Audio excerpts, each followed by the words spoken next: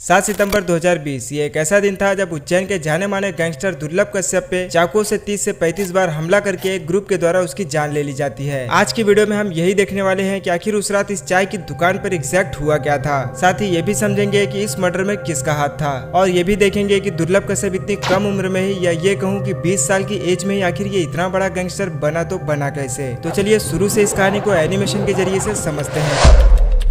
8 नवंबर 2000 वो दिन था जब मध्य प्रदेश के उज्जैन के एक शहर अब्दालपुर में दुर्लभ कश्यप का जन्म होता है, जहां मां का नाम पद्मा था जो उज्जैन में एक स्कूल में टीचर थी और पिता का नाम था मनोज कश्यप जो अपना खुद का ही बिजनेस चलाते थे। बच्चे का नाम दुर्लभ इसके माता पिता ने इसलिए रखा था क्योंकि कई मिन्नतों के बाद उन्हें एक संतान हुई थी और माँ को पूरा भरोसा था कि हमारा बेटा बड़ा होकर बड़ा काम जरूर करेगा। लेकिन किसे पता था कि ये बड़ा काम क्राइम की दुनिया की तरफ होगा। खैर क्लास 8 और 9th में ही दुर्लभ अपने स्कूल में पढ़ने वाले बच्चों के बीच होने वाले झगड़ों को सॉल्व करने के लिए बीच में जाया करता था और लकीली उन्हें सॉल्व भी कर देता था। देखते ही देखते स्कूल के सारे बच्चों के बीच में कश्यप का दबदबा बढ़ने लग गया था और महज 16 साल की उम्र में ही अपने स्कूल के साथ कश्यप आसपास के इलाकों में भी काफी ज्यादा फेमस हो गया था। जहाँ छोटी मोटी लड़ाइयाँ हो या कोई और काम हो, लोग दुर्लभ के ही पास आने लगे थे। लोग उसे प्यार से कोहिनूर बुलाने लगे और इसी सब के चलते दुर्लभ का पढ़ाई में मन ही नहीं लगता था और क्लास 10 तक आते आते दुर्लभ की पढ़ाई पूरी तरीके से छूट जाती है। अब इस समय तक दुर्लभ को यह बात समझ आ गया था कि उसे किस काम को करने में ज्यादा खुशी मिलती है और अब दुर्लभ की सोच ये बन गई थी कि उसे उज्जैन का या ये कहूँ कि गैंगस्टर की दुनिया का सबसे बड़ा डॉन बनने की इच्छा उसके दिल में आ गई थी। खैर ये वो समय था जब एक रैली के दौरान दुर्लभ की मुलाकात ऐसे ही क्राइम करने वाले लोगों से होने लगी, जिसमें सबसे खतरनाक था ये हेमंत वाड़िया उर्फ बौखला।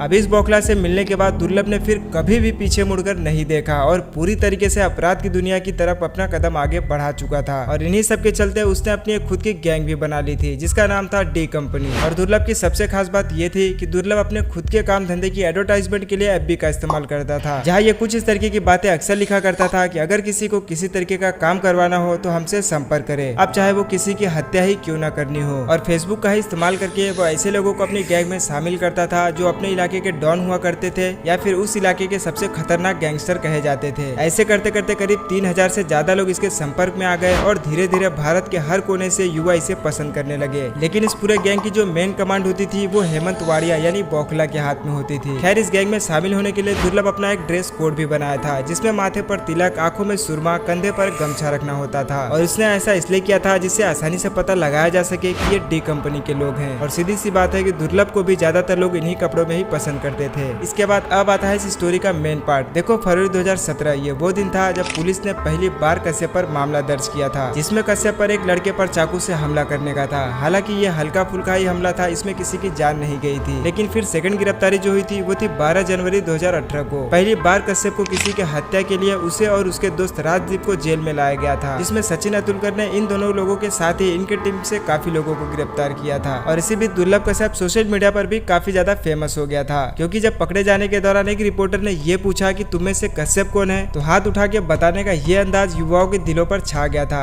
जो इस तरीके के कामों को किया करते थे। और इसके बाद दुर्लभ की पॉपुलैरिटी और भी ज्यादा बढ़ गई और उस समय जब दुर्लभ को गिरफ्तार किया गया था तो उसे शुरू में उज्जैन के एक जेल में रखा गया था, जहाँ सचिन अतुलकर ने कश्यप को ये भी बात कही थी कि कश्यप जब तक तुम जेल में हो तभी तक सुरक्षित हो, क्योंकि इतनी छोटी उम्र में ही तुमने इतने ज्यादा दुश्मन पाल लिए हैं कि बाहर निकलते ही कोई भी तुम्हें मार देगा। और हुआ भी कुछ ऐसा ही। खैर टॉपिक पर वापस आते हैं। नाबालिग होने की वजह से कश्यप ने हाई कोर्ट में अपील की तो हाई कोर्ट ने उसे बाल सुधार केंद्र में भेजने का फैसला कर दिया। कुछ महीने वहाँ अकेले बिताने के बाद वो काफी ज्यादा सुधर गया था और जेल से बाहर आने के बाद वो खुद का बिजनेस भी शुरू करना चाहता था। लेकिन इसी बीच आ गया था 2020, जहाँ पूरे देश में लॉकडाउन की स्थिति हो गई थी। तो उस समय दुर्लभ ने भी बिजनेस का प्लान कैंसिल करके इंदौर से मजबूरन दुर्लभ को उज्जैन अपनी माँ के पास आना पड़ा। यहाँ आपको एक बात ये पता होनी चाहिए कि दुर्लभ के माता पिता की आपस में ना बनने की वजह से ही ये अलग अलग रहते थे, जिसमें कश्यप कभी अपने माँ के पास रहता था, कभी अपने पिता के पास, क्योंकि वो दोनों से ही बहुत ही ज्यादा प्यार करता था। खैर आखिर वो दिन आ गया जब लॉकडाउन की वजह से दुर्लभ उज्जैन अपने मम्मी के यहाँ पर आ जाता है और कुछ महीने यहाँ रहने के बाद और लॉकडाउन का लंबा समय चलने की वजह से वो इस बात से काफी ज्यादा ऊब जाता है और कॉल करके 6 सितंबर 2020 को अपने दोस्तों को घर पर खाने के लिए इनवाइट कर देता है, क्योंकि 6 सितंबर तक लॉकडाउन की स्थिति भी काफी ज्यादा नॉर्मल हो चुकी थी। इसके बाद दुर्लभ के सभी दोस्त उसके घर आते हैं और फिर रात का खाना खाते हैं और कुछ बातचीत करते हैं। तभी दुर्लभ के दोस्त का मन बाहर जाकर चाय और सिगरेट पीने का करता है। लेकिन दिक्कत ये थी कि इस समय तक रात के 1 बज चुके थे और रात के 1 बजे तक चाय की सभी दुकानें बंद हो जाती है। तभी इनमें से एक दोस्त ये कहता है कि मैं अभी हेलावाड़ी क्षेत्र से ही आ रहा हूँ और मैं हेलावाड़ी में एक चाय की दुकान को जानता हूँ जो रात भर खुली रहती है। तभी करीब रात के 1 बजे सभी अपनी बाइक्स उठाकर हेलावाड़ी की उस दुकान की तरफ निकल जाते हैं, जहाँ सभी पहुंचकर चाय पी रहे होते हैं कि वहाँ पर अपनी कार से कुछ और लोग पहुंच जाते हैं। रुको, ये तो समझ लो कि आखिर ये लोग है कौन। देखो, जिस इलाके में अभी दुर्लभ बैठा है ये हेलावाड़ी है, और इस इलाके में जिस गैंग का दबदबा चलता था वो था केकेसी यानी कुत्ता कमीना चीज, जिसका लीडर था रमीज खान। और अभी यहाँ पे इसी गैंग के मेंबर मौजूद है। यही है केकेसी के लोग, जिसमें ये शहनवाज इसमें से सबसे खास है। और यहाँ बैठा है ये सादाब जहरीला, जो कि शहनवाज का भाई था। अब केकेसी के लोग इस समय यहाँ पर इसलिए पहुंच गए क्योंकि जिस चाय की दुकान पर ये लोग बैठे हैं ये इसी ग्रुप के लीडर रमीज का भाई चलाता था, जिसका नाम था अमन उर्फ भूरा। अब यहाँ पर यह भी हो सकता है कि शायद हो सकता है कि कश्यप के यहाँ होने की खबर इसी ने दी हो। खैर, जब यहाँ पर केकेसी और डी कंपनी दोनों आमने सामने आ जाती है तो दोनों में बहुत ही भयानक बहस हो जाती है। और बहस में कश्यप को इतना ज्यादा गुस्सा आ जाता है कि उसने फौरन अपनी पिस्टल निकाली और सीधा शहनवाज पर गोली चला दी, बिना कुछ भी सोचे समझे। हालांकि किस्मत अच्छी हुई और गोली हल्की से मिस हो गई और गले के पास से गुजर गई। फिर क्या, शहनवाज के गिरते ही बाकी के लोग गुस्से में कश्यप पर हमला कर देते हैं। बाकी कश्यप के दोस्त के पास कोई हथियार ना होने की वजह से ये सब भागने लगे, और दोस्तों को भागता हुआ देख कश्यप कुछ समझ नहीं पाया और भागने की वो भी कोशिश करने लगा। आप यहाँ पे ये भी जानकर हैरान हो जाओगे कि भागने वाले कश्यप के सारे खास दोस्त ही थे। इसमें से ये एक राजदीप मंडोई, कश्यप का जो बहुत ही खास मित्र था। खैर, बाकी लोग भागने में तो सफल रहे, लेकिन कश्यप को चारों तरफ से घेर लिया गया क्योंकि टारगेट भी तो यही था। अब कश्यप शहनवाज, राजा, सिराज बाबा और सदाब के द्वारा चारों तरफ से घेर लिया जाता है। फिर क्या था, एक के बाद एक इन सबने मिलकर 30 से 35 बार कश्यप पर चाकू से हमला किया और उसे इतनी बुरी तरीके से घायल कर दिया कि शब्दों में बताना ये इम्पॉसिबल है। और फिर वहीं पास में खड़े इस चाय वाले ने कोई कसर नहीं छोड़ी और उसने ये कहा कि इसे आज ही पूरी तरीके से मार डालो, नहीं तो आगे चल के ये बहुत बड़ी प्रॉब्लम खड़ी कर देगा। खैर, इस समय रात के 2 बज रहे थे, सब अपने घरों में सो रहे थे और केकेसी के लोग अपना काम खत्म करके चुपचाप यहाँ से चले जाते हैं। और सुबह पुलिस को कश्यप की बॉडी यहाँ पर बिना शर्ट की ऐसी हालत में मिली, एक छोटे से चौल में। पूरे शरीर पर कई बार चाकू से वार किया गया था और पूरा शरीर खून से लथपथ था। ये बताना तो बहुत ज्यादा मुश्किल है कि कितनी दूर तक उसे दड़ा दड़ा कर मारा गया है। खैर, अगर उस दिन कश्यप के दोस्त थोड़ी सी और हिम्मत दिखाते तो शायद कश्यप आज जिंदा होता था। लेकिन बात वही है कि बुरे काम का नतीजा बुरा ही होता है।